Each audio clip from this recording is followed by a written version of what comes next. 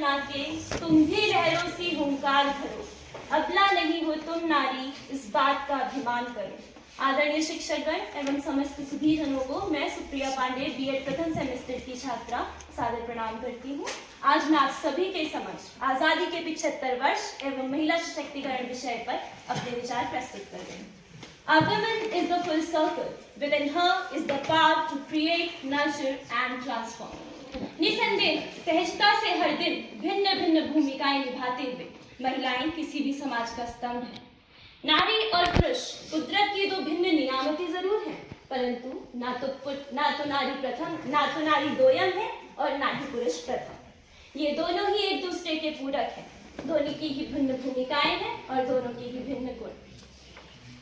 वाणी, स्मृति, मेधा, धैर्य और क्षमा नारी को प्रकृति प्रदत्त शक्तियां हैं। रचना और पोषण नारी के मौलिक गुण हैं। इसीलिए तो कहते भी हैं, अपमान न करो नारियों का, इनके बल पर जग चलता है। पुरुष जन्म लेकर तो इन्हीं की गोद में पलता है। बड़ा ही भ्रामक सा शीर्षक है नहीं? जिस देश में महिलाओं को स्वयं शक्ति स्वरूप समझा जाता है, वहीं उन्हें सशक्तिकरण की आवश्यकता है। यूं तो भारत को अंग्रेजों की गुलामी से आजाद हुए कई वर्ष हो गए हैं, लेकिन महिलाएं आज भी किसी न किसी रूप में प्रताड़ित की जाती हैं। कन्या भ्रूण हत्या, दहेज प्रथा को आज भी यह समाज अपना हक समझता है। संस्कृति और सामाजिक नियमों के नाम पर हो रही घरेलू हिंसा को जायज ठहराने की कोशिश करता है। इन मामलों के खिलाफ भी वह बेचारी अपने परिवार की लाज के आगे कुछ नहीं बोल पाती। महिला सुरक्षा की बात करें तो यह समाज उन्हें ही बचकर रहने की नसीहत देता है। महिला सुरक्षा के नाम पर नियम बनाकर उनकी बची खुची आजादी भी छीन लेता है। अगर कोई महिला किसी जघन्य घटना की शिकार हो जाती है, तो यह समाज उसी से सवाल पूछता है और उसी को उस घटना के लिए जिम्मेदार ठहराता है। उन्हें हर दिन एहसास कराया जाता है कि वह अपने घर पर, ऑफिस में, सार्वजनिक स्थलों पर कितनी असुरक्षित है। घर में दुर्व्यवहार, कार्यस्थल पर यौन उत्पीड़न, सड़क पर छेड़खानी, ब्लैंक कॉल्स, अभद्र टिप्पणियां, सोशल मीडिया पर भद्दे कमेंट्स, ये सब उन्हें किए जाते हैं। इन सब से उन्हें गुजरना पड़ता है। कोई भी लड़की बेफिक्र होकर रात को घर से नहीं निकल सकती, किस आशंका से कि कहीं कुछ गलत ना हो जाए। ये घटनाएं जितना बड़ा दुस्वप्न है, उससे भी बड़ी इन घटनाओं के बाद होने वाली राजनीति। देश में महिलाएं अगर भयभीत और नाशाद हैं, दिल पर रखकर हाथ कहिए, क्या देश सच में आजाद है? आज भी ऐसा माहौल नहीं बन पाया है कि महिलाओं को लगे वो आजाद है, सुरक्षित है, समान है। भारत में आजादी के 75 साल बाद भी तमाम दावों के विपरीत महिला सशक्तिकरण एवं महिला विकास दूर की कौड़ी है। शिक्षा की बात करें तो जहां 85% पुरुष शिक्षित है, वहीं 65% महिलाएं साक्षर हो सकी हैं। वर्ल्ड इकोनॉमिक फोरम द्वारा प्रकाशित ग्लोबल जेंडर गैप रिपोर्ट 2022 के आधार पर भी भारत का प्रदर्शन निराशाजनक है। 146 देशों में से भारत का 135वां स्थान है। महिला सांसद के प्रतिनिधित्व में भी भारत बहुत पीछे है, जहां लोकसभा में कुल सांसदों की केवल 14% और राज्यसभा में केवल 10% हिस्सेदारी है, जबकि नॉर्डिक कंट्रीज में यह आंकड़ा 50% और अफ्रीकी देश रुवांडा में 7% के आसपास है। तो सोचिए ना, हम कहाँ खड़े हैं। महिला आरक्षण बिल संसद में कब से किंतु परंतु के बीच अधर में लटक रहा है। Women peace and security index में हम 167 देशों में 133वें स्थान पर हैं। हमारे देश में महिलाओं का लेबर फोर्स पार्टिसिपेशन 22% है। राष्ट्रीय अपराध रिकॉर्ड ब्यूरो के आंकड़ों के अनुसार हर रोज भारत में 77 महिलाएं यौन उत्पीड़न का शिकार होती हैं। यह आंकड़ों की दशा तब है जब आधे से ज्यादा मामले पुलिस थाने में दर्ज नहीं हो पाते। स्वतंत्र भारत में महिलाओं के लिए कई योजनाएं, कानून, समर्थक नीतियों का निर्माण तो हो रहा है, परंतु यह सब केवल फाइलों में ही दबा रह गया है। ये सिर्फ कहने की बात है। हमें महिलाओं को केवल कागज पर नहीं बल्कि जमीनी स्तर पर सशक्त करने की जरूरत है। तभी महिलाओं की स्थिति में कुछ वांछित परिवर्तन हो सकेगा और वह अपनी संपूर्ण आजादी का सपना साकार कर सकेगी। अंत में मैं अपने विचारों को कुछ इन पंक्तियों से विराम देना चाहूंगी। अत्याचार के खिलाफ क्रोध, दहेज का विरोध, नारी शक्ति का शोध। अच्छाई की बात, संकीर्ण मानसिकता को मात, ना हो बेटियों के साथ घात, हो बराबरी की बात, जब साथ छुए ऊंचाइयों का चरण। हाँ, यही है महिला सशक्तिकरण। था मैं गीता सा पावन, मैं कालिदास की काव्य कल्पना, मैं ऋतुओं में सावन, मैं तुलसी की चौपाई, मैं वाणी संत कबीरा की, सूरदास की भक्ति परंपरा, मैं प्रेम वंदना मीरा की, मैं एकता की पावन प्रतिमा, मैं गंगा में बहता पानी हूँ, मत पूछो मेरा परिचय, बस कह दो मैं एक हिंदुस्तानी हूँ, बस कह दो मैं एक हिंदुस्तानी हूँ। नमस्कार, सादर प्रणाम। मैं शिवम कांडपाल, बीएड प्रथम सेमेस्टर का छात्र, आज आप सभी के समक्ष आजादी के 75 वर्ष एवं महिला सशक्तिकरण विषय पर अपने विचार प्रस्तुत करने हेतु उपस्थित हूं। दोस्तों, हर एक भारतीय आज 75 वर्ष पूरे होने के बाद भी आजादी के संघर्षों को नहीं भूल पाया है, क्योंकि ना केवल इसमें पुरुषों ने बल्कि महिलाओं ने भी महत्वपूर्ण भूमिका निभाई है। चाहे वो झांसी की रानी हो, महारानी अहिल्याबाई, बीकाजी कामा, एनी बेसेंट, विजय लक्ष्मी पंडित, सुचेता कृपलानी, कस्तूरबा गांधी, सरोजिनी नायडू, या निकटतम काल में कल्पना चावला, इंदिरा गांधी, लक्ष्मी सहगल, या वर्तमान में हमारी राष्ट्रपति द्रौपदी मुर्मू। ये ऐसे कई नाम हैं जो देश की नारी शक्ति की नजीर पेश करते हैं। हमारे देश में स्त्रियों के बलिदान और योगदान को जगह तो मिली है, लेकिन फिर भी गणतंत्र बनने के बाद गिरते हुए लिंगानुपात से यह साफ हो गया है कि नारी विकास और सशक्तिकरण एक ऐसी प्राथमिकता का विषय है जिस पर अभी भी गंभीरता से काम करना बहुत जरूरी है। किसी भी समाज और शासन की सफलता इस बात से समझी जा सकती है कि वहां महिलाएं कितनी सशक्त, संरक्षित और पोषित हैं। महिलाओं के विकास की अहमियत को समझते हुए भारत का संविधान महिलाओं को न सिर्फ समानता का अधिकार देता है, बल्कि उनके पक्ष में सकारात्मक प्रावधान करने को भी कहता है। पुरुष प्रधान इस समाज में स्त्रियों के अधिकार कम और कर्तव्य ज्यादा बताए गए। संविधान द्वारा उन्हें हर प्रकार की स्वतंत्रता मिली है, पर फिर भी सामाजिक परिवेश और दबाव इस स्वतंत्रता पर हमेशा हावी होते आए। परंपरागत रूप से समाज में महिलाओं को हमेशा कमजोर माना गया है और समाज का हर वर्ग उन्हें शोषण और भेदभाव प्रतीत करने हेतु उन्हें पीड़ित करता है, इस तौर पर अग्रसित करता है। शिक्षा में कमी करके तथा आर्थिक भार के रूप में उनको देखकर यह समाज बाद में उन्हीं से दहेज प्रथा और बेटियों की शादी पे होने वाले खर्च पे चिंता करता है। यह समाज दहेज और बचपन में ही कन्या भ्रूण हत्या जैसे कुप्रथाओं को सामने लाता है और यही समाज महिला सशक्तिकरण की बात करता है। परंतु जब मैंने इस विषय पर थोड़ा और विचार किया तो मैंने यह पाया कि महिला सशक्तिकरण एक चिंता का नहीं अपितु चिंतन का विषय। यह महिलाओं के उत्थान से ज्यादा इस समाज के सुधार का विषय। महिलाओं को आप और हम क्या सशक्त बनाएंगे? अरे आप और हम समाज के तौर पर होते कौन हैं जो एक तरफ महिलाओं का शोषण करते हैं और दूसरी तरफ सशक्तिकरण की पेशकश करते हैं?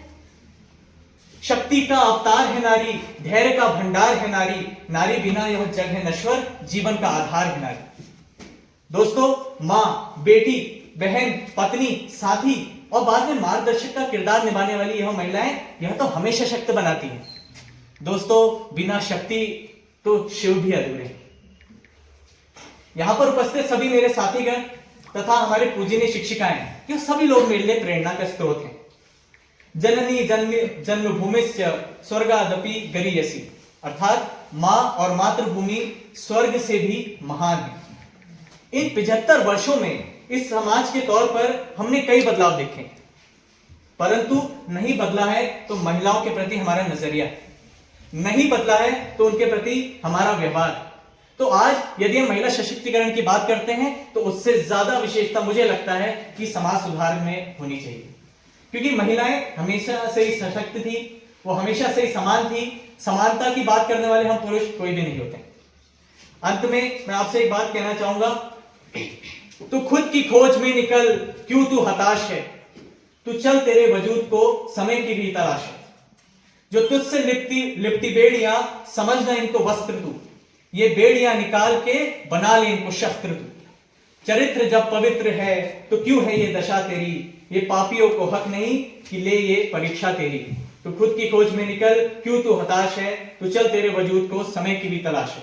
और अंत में मैं अपनी वाणी को विराम 4 पंक्तियों के साथ देना चाहूंगा कि परिंदों को मंजिल मिलेगी यकीनन, ये फैले हुए उनके पर बोलते हैं। परिंदों को मंजिल मिलेगी यकीनन, यहाँ पे बैठी सभी महिलाएं अपने संदर्भ में ले सकती हैं कि परिंदों को मंजिल मिलेगी यकीनन। ये फैले हुए उनके पर बोलते हैं, अक्सर वो लोग खामोश रहते हैं, जमाने में जिनके हुनर बोलते हैं, जमाने में जिनके हुनर बोलते हैं। बहुत शक्ति रूपेण शस्तिका नमस्तस्यै नमस्तस्यै नमस्तस्यै नमो नमः। अर्थात जो देवी सब प्राणियों में शक्ति रूप में विद्यमान है उसको नमस्कार है और बारंबार नमस्कार है। नमस्कार, मैं दीपा खनी बीएड प्रथम सेमेस्टर की छात्रा आप सबके समक्ष एक भाषण प्रतियोगिता आयोजित की गई है जिसका शीर्षक है आजादी के 75 वर्ष और महिला सशक्तिकरण पर अपने विचार व्यक्त करना चाहती हूँ। जैसा कि आप सभी जानते हैं कि हमको आजाद हुए 75 वर्ष हो गए हैं और हम इस 75 वर्षों को सेलिब्रेट कर रहे हैं किस तरीके से, आजादी का अमृत महोत्सव मनाकर। क्या आप सबको ये लगता है कि क्या सिर्फ हम एक आजादी का अमृत महोत्सव मनाकर इन 75 वर्षों की जो हमने इस आजादी के पीरियड में जो हमने चीजें देखी, महिला किस तरीके से सशक्त हो रही है, देश किस तरीके से प्रगतिशील है, विकासशील है, इन चीजों को किस रूप में हम देख सकते हैं। पहला चीज इसमें आता है आजादी। आप सब जानते हैं कि हम आजाद हो चुके हैं। क्या हम सही मायनों में आजाद हुए हैं? ये प्रश्न आज भी बहुत से लोगों के दिमाग में आता होगा, मेरे दिमाग में भी अक्सर आता है, क्योंकि आजादी का ये मतलब नहीं है कि हम अंग्रेजों से आजाद हो गए या किसी ऐसी शासन प्रणाली से आजाद हो गए हैं जो हम पे रूल कर रही थी या जो हम पे कब्जा करे हुए थी, हमारी व्यवस्था को पकड़े हुए थी। आप लोग खुद सोचिए, हम आजाद किस रूप में हैं? ये आपके लिए एक प्रश्न है कि आज हम आजाद हैं या नहीं हैं। फिर उसके बाद हम बात करते हैं कि जो हम ये आजादी के 75 वर्ष मना रहे हैं, जिसे हम आजादी का अमृत महोत्सव कहते हैं। जैसा कि आप सब जानते हैं कि ये 2021 से ये चीज स्टार्ट हो गई थी और 15 अगस्त 2023 तक 2 साल तक ये पूरा अमृत महोत्सव चल रहा है, क्योंकि हमने अपनी आजादी के, अपनी स्वतंत्रता के 75 वर्ष पूरे कर लिए। तो हम तो आजाद हो गए हैं, पर कहीं ना कहीं हमारे विचार, कहीं ना कहीं कुछ ऐसी चीजें हैं जो हमको अभी भी बांधे हुए हैं या जो हमको अपने वश में किए हुए हैं। तो आजादी हमको तब पूर्णतया मिलेगी जब हम उन विचारों से, उन भ्रांतियों से पूरी तरीके से बाहर निकलते। दूसरा इसमें आता है, दूसरा टॉपिक आता है आपका महिला सशक्तिकरण। जैसा कि मुझसे पहले आए हुए सभी वक्ताओं ने बता चुके हैं कि महिला सशक्तिकरण क्या है। महिला सशक्तिकरण आज से ही नहीं, प्राचीन काल से हम देखते हुए आ रहे हैं। हिंदू माइथोलॉजी या किसी भी माइथोलॉजी में हम देखते हुए आए तो महिला को सर्वोच्च स्थान प्राप्त था, चाहे वो आप रामायण, महाभारत या किसी भी आप माइथोलॉजी में देख लीजिए, क्योंकि उस समय महिला को प्रमुखता दी जाती थी। क्योंकि महिला से ही कोई बालक जो उत्पन्न होता था वो भावी समाज का राजा होता था या वहां का शासक होता था, तो महिला को काफी सम्मान दिया जाता था। उसी समय से महिला को सशक्त माना जाता है और अभी भी महिला सशक्त है। पर ये महिला सशक्तिकरण की बात क्यों आ रही है? जैसा कि बहुत सारे लोगों ने प्रश्न उठाया कि ये महिला सशक्तिकरण की बात क्यों आ रही है, और कुछ लोगों ने इस बारे में बताया भी कि जमीनी स्तर में जब हम देखते हैं तो महिलाओं को सशक्त करने की जरूरत है अभी भी, क्योंकि हम जब सर्वेज वगैरह या जो हम आंकड़े हम देखते हैं वो उन्हीं लोगों तक जाते हैं जहां पे तक चीजें पहुंच पाती हैं, जहां पे तक साधन पहुंच पाते हैं। पर वो जो ग्रामीण क्षेत्र की है, जो बहुत ज्यादा ऐसी जगहों पे है जहां पे कुछ नहीं पहुंच पा रहा है, वहां की महिलाएं अभी भी सशक्त नहीं हो पा रही है। तो आजादी के 75 वर्ष पूरे होने के बाद भी महिला सशक्तिकरण इसीलिए आया है कि जो वो उन दूर क्षेत्रों में जहां पर जनसंचार के कोई माध्यम नहीं है, लोगों के पास कुछ सुविधाएं नहीं है कि वो अपनी बात किसी को कह सके, तो उन लोगों को सशक्त करना, उस हर एक महिला तक अपनी बात को, अपनी योजनाओं को, भारत सरकार में जितनी सारी योजनाएं, अभी एक थर्ड सेम के भैया ने बताया था कि बहुत सारी योजनाएं सरकार ने लागू की हैं, पर क्या हर किसी को ये पता है? हम एजुकेटेड हैं तो हमको पता है ये योजना है, हमको यहाँ से लाभ मिल सकता है, पर वो महिला जो गांव में है, जिसके पास ना कोई कम्युनिकेशन का साधन है, ना टेलीफोन है, ना वहां लाइट आ रही है, ना कुछ आ रही है, तो उसको क्या पता कि उसके पास क्या क्या पावर्स हैं, कैसे वो एम्पावर होगी। तो ये 75 वर्ष पहले तो यही हमारे लिए बहुत शर्म का विषय है कि 75 वर्ष होने के बाद भी कुछ ऐसे गांव, कुछ ऐसे तबके, कुछ ऐसी जनजातियां, कुछ ऐसे क्षेत्र अभी भी रह गए हैं जहां तक ये सुविधाएं नहीं पहुंच पा रही हैं। हम तो इसको सेलिब्रेट कर रहे हैं, बड़े बड़े स्तरों में भाषण हो रहे हैं, ये चीजें सिर्फ भाषणों में और इन सब चीजों में ही रह पा रही, कार्यक्रमों में ही रह जा रही है, पर इसको जमीनी हकीकत कब मिलेगी? जब ये जमीनी हकीकत में आएगा, दूर दूर तक पहुंचेगा, तभी हम मानेंगे कि हर एक महिला सशक्त हो पाई है। तो इसी में मैं 2 लाइनें आपके समक्ष रखूंगी। जब है नारी में शक्ति सारी, जब है नारी में शक्ति सारी, तो फिर क्यों नारी को कहे बेचारी, तो फिर क्यों नारी को कहे बेचारी। जैसा कि आप सभी ने इससे पहले भी बोला कि नारी में सर्व शक्तियां पहले से ही विद्यमान है, नारी पूर्ण रूप से संपूर्ण है, फिर भी उसको बेचारी कहा जाता है। वैसे भी आप लोगों ने सुना होगा कि बहुत बार बोलते हैं कि लेडीज फर्स्ट, मतलब हर चीज में अरे ये लड़की है इसको आगे भेजो, ये सुना होगा आप लोगों ने भी, कहीं भी अपने कार्य क्षेत्र में कहीं भी आप सुनेंगे। बट ये चीज में हमेशा कहीं पे भी आप देखेंगे कि बेचारी वर्ड ऐसा टाइप का आ ही जाता है, हम चाहे कितना भी कहें। जैसा कि हम सब जानते हैं, हम हिंदू धर्म में नारी को देवी के रूप में पूजा जाता है, और हमारे देश में ही साल में 2 बार तो नवरात्रियां होती हैं, जिसमें 9 कन्याओं को 9 दिन व्रत रख के उनकी पूजा की जाती है। और ये सारे मुद्दे केस भी आपको देखने को मिलते हैं कि छोटी छोटी, बड़ी तो बहुत दूर की बात, बट आपने देखा होगा जो छोटी 2 साल की, 3 साल की छोटी लड़कियों के साथ भी रेप हो रहा है। तो ये कहाँ है हम नारी सशक्तिकरण के क्रम में? तो ये सोचने का विषय है कि नारी सशक्तिकरण की तो हम बात कर रहे हैं, पर क्या हर नारी सशक्त है? और जो नारी सशक्त है, क्या वो पूर्ण तरीके से सशक्त है? क्या उसे ज्ञात है कि वो सशक्त है? और अगर नहीं ज्ञात है, जिन नारियों तक ये बात नहीं पहुंची है, तो उन तक वो बात कौन पहुंचाएगा? कौन कर रहा है? हम सभी जानते हैं कि अंतर्राष्ट्रीय महिला दिवस 8 मार्च को मनाया जाता है, बट उस टाइम पे आप सबको पता है होली का वेकेशन होगा, तो इस टाइम पे हम नारी सशक्तिकरण और आजादी के अमृत महोत्सव की दोनों की एक साथ बात कर रहे हैं। और मैंने एक चीज और बोली थी कि G20 शिखर सम्मेलन, जो इस साल भारत जिसकी अगुवाई कर रहा, बहुत गर्व का विषय है हमारे लिए, क्योंकि G20 में बहुत सारे देश सम्मिलित होते हैं, जिसका शिखर सम्मेलन, जिसका 18वां शिखर सम्मेलन है इस बार, और इस बार इसकी अध्यक्षता भारत द्वारा की जा रही है, और नई दिल्ली में इसका सम्मेलन होने वाला है। और इसका जो थीम है, इस साल का थीम है वसुधैव कुटुंबकम, या एक पृथ्वी, एक कुटुंब और एक भविष्य। ये इसकी थीम ली गई है, जो संस्कृत भाषा का ही एक 2 वर्ड से लिया गया है। वसुधैव कुटुंबकम का सब अर्थ समझते हैं कि एक पृथ्वी में एक कुटुंब होना चाहिए, क्योंकि समस्त पृथ्वी में जितने भी देश हैं, जितने भी कंट्रीज आएंगे, जितने भी राज्य आएंगे, वो सब एक हैं, एक परिवार है, एक कुटुंब, और उनका एक भविष्य होना चाहिए, उनका एक मोटो होना चाहिए आगे के लिए, आने वाले भविष्य के लिए, कि हमने आगे कैसे चलना है, अपने देश को लेके नहीं, पूरी पृथ्वी को लेके आगे को सोचना है। तो G20 शिखर सम्मेलन में इस विषय पर चर्चा होने वाली है। तो इसी के साथ मैं अपने शब्दों को विश्राम देते हुए आप सभी का धन्यवाद विचार रखने के लिए, और सम्मानित आज के कार्यक्रम के समस्त पदाधिकारी व निर्णायक की भूमिका निभा हमारे शिक्षकगण। मैं Rajendra Kumar, B.Ed first semester, आपके समक्ष उपस्थित हूँ आज़ादी के 75 वर्ष एवं महिला सशक्तिकरण विषय पर अपने विचार रखने के लिए। संक्षिप्त में इसकी व्याख्या करना चाहूँगा। महिला सशक्तिकरण का अर्थ। महिला सशक्तिकरण के अंतर्गत महिलाओं द्वारा स्वयं के मूल्य को समझते हुए आर्थिक स्वावलंबन, जैसा भी मैम ने भी बताया कि उसमें भागीदारी भी है, राजनीतिक भागीदारी, सामाजिक विकास हेतु स्वयं में निर्णय लेने की मैं सक्षम सी है। तो यह सशक्तिकरण का मतलब यह बिल्कुल नहीं है कि महिला द्वारा पुरुषों के बिल्कुल विपरीत होना, बल्कि एक दूसरे के पूरक या एक दूसरे के सहयोगी बनकर एक सुदृढ़, एक अच्छा समाज का निर्माण करने से है। इसका आशय इन पंक्तियों के माध्यम से समझ सकते हैं। स्वामी विवेकानंद की 2 लाइनें यहाँ पर दर्शनीय हैं।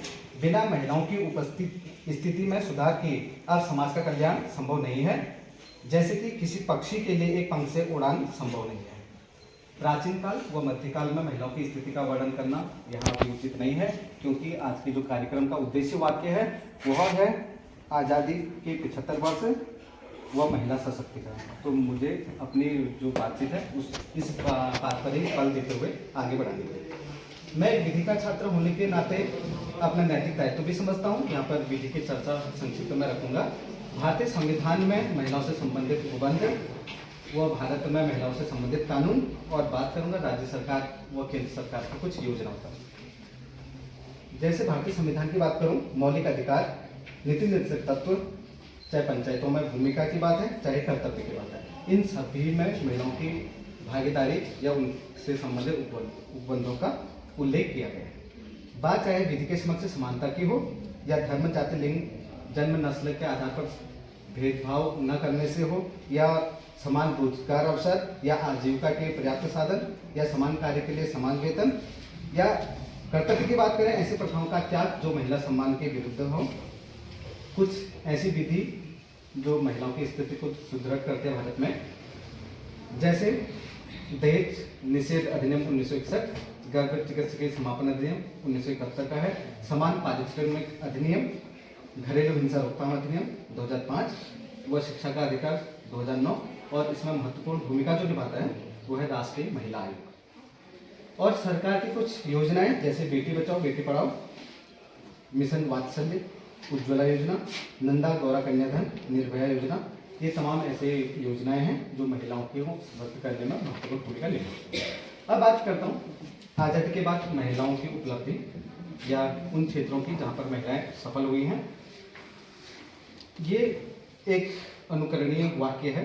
जैसे एक स्त्री जो यह समझती है कि एक घर चलाने में क्या समस्याएं हैं, वह यह समझने के बहुत नज़दीक है कि एक देश चलाने में क्या समस्याएं हैं। तो इन्हीं बातों का अनुकरण करते हुए भारत के संदर्भ में बात करूं तो राष्ट्रपति, चाहे प्रधानमंत्री हो, वित्त मंत्री हो, या अन्य संवैधानिक पद, चाहे बात करूं खेल जगत की या अंतरिक्ष जगत की, या विज्ञान अनुसंधान व अंतर्राष्ट्रीय सहयोग व मैत्री संबंध स्थापित करने में, इन तमाम क्षेत्रों में महिलाओं ने महत्वपूर्ण भूमिका निभाई है और निभा भी रही है। और जो अत्यंत हर्ष का विषय है और मुझे गौरवान्वित भी महसूस हो रहा है इस बात को आपके समक्ष रखने में कि वर्तमान में जो अभी हमारे शिक्षा संकाय है उसके विभाग का अध्यक्ष या संकाय अध्यक्ष इस पद को भी एक महिला द्वारा सुशोभित किया जा रहा है। इसके अतिरिक्त सामाजिक, आर्थिक, चाहे राजनीतिक कहें या फिर शैक्षिक, सामाजिक, इन सभी क्षेत्रों में महिलाओं की स्थिति में सुधार देखा गया है। जिन उपलब्धियों या फिर जिन क्षेत्रों की अभी हमने चर्चा करी वो क्षेत्र इतने सरल या सहज तो नहीं है जैसा हमें प्रतीत होता है। इन परिस्थितियों का निर्माण करने के लिए या इनको क्रियान्वित करने के लिए अथक प्रयास किए गए हैं और इसकी ऐतिहासिकता को नजरअंदाज करते हुए आगे बढ़ना युक्ति जैसा नहीं है। वर्तमान में कई चुनौतियां भी हमारे समक्ष हैं, जैसे शिक्षा, रूढ़िवादिता, राजनीति में कम भागीदारी, लिंगानुपात की बात करें या चाहे अन्य हिंसा, तो ये तमाम चुनौतियां वर्तमान में हमारे समक्ष हैं। तो जैसे अभी मैंने बताया कि जिन उपलब्धि या जिन सफलताओं को मैंने गिनाया वो इतने आसान नहीं है। इनका सार आप दो पंक्तियों के माध्यम से समझ सकते हैं। ये फूल मुझे कोई विरासत में मिले हैं, तुमने मेरा कांटों भरा बिस्तर में देखा। इसलिए मैं उन महान आत्माओं या उन विभूतियों को इस मंच से श्रद्धांजलि अर्पित करूंगा जिनके बलिदान व अथक प्रयास से ये परिस्थितियों का सृजन हुआ। सार रूप में दो पंक्तियां, कोमल है कमजोर नहीं तू, शक्ति का नाम ही नारी है, जग को जीवन देने वाली, मौत भी तुझसे हारी है। अंत में एक संदेश के रूप में प्रसिद्ध कवि ऋतुराज, उनकी दो पंक्तियां यहाँ पर उल्लेखनीय हैं। लड़की होना पर लड़की जैसी दिखाई मत देना, आग रोटियां सेकने के लिए है, जलाने के लिए नहीं। मुझसे पहले भी श्रेष्ठ वक्ता आए, अभी बाद में भी आएंगे, और मेरे प्रति आपका सहयोग व स्नेह के लिए दिल की गहराई से आप सभी लोगों का आभार बहुत बहुत।